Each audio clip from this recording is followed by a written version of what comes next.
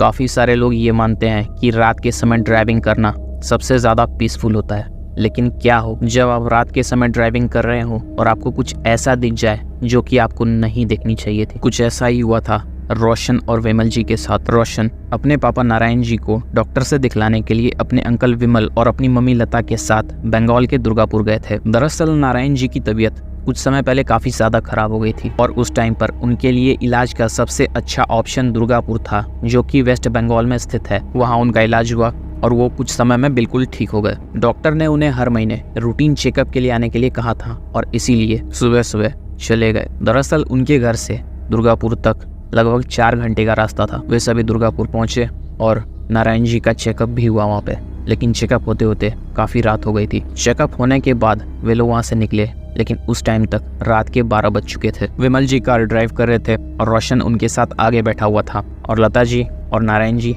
Car के पीछे बैठे हुए थे, यानी कि कार के पिछली वाली सीट पर। 1-1.5 घंटे ड्राइव करने के बाद अचानक से विमल जी ने गाड़ी को रोक दिया। गाड़ी जैसे ही अचानक रुकी, नारायण जी ने विमल जी और रोशन से पूछा कि आखिरकार उन्होंने गाड़ी क्यों रोक दी, लेकिन विमल जी और रोशन काफी डरी हुई नजरों से सामने सड़क पर देख रहे थे। उन दोनों को सफेद कपड़ों में रास्ते पर बैठी हुई एक लड़की दिख रही थी, जो कि बहुत ही जोरों से रो रही थी। उसके बाल खुले हुए थे और उसका सर नीचे की तरफ था और ये इंसिडेंट देखकर रोशन और विमल जी की हालत खराब हो गई थी। लेकिन ताज्जुब की बात तो ये थी कि नारायण जी और लता जी को वो लड़की दिख ही नहीं रही थी। लेकिन तभी वो लड़की अचानक से खड़ी हुई और रास्ते की दाहिनी तरफ जाने लगी और दाहिनी तरफ जाने के बाद वो अचानक से गायब हो गई। ये घटना देखकर रोशन और विमल जी की काफी ज्यादा हालत खराब हो गई और उन्होंने बिना देरी किए गाड़ी स्टार्ट की और वहाँ से काफी तेजी से निकल गए। इतनी तेज गाड़ी चलता देख नारायण जी और लता जी काफी ज्यादा डर गए, लेकिन वे सभी सेफली घर पहुँच गए।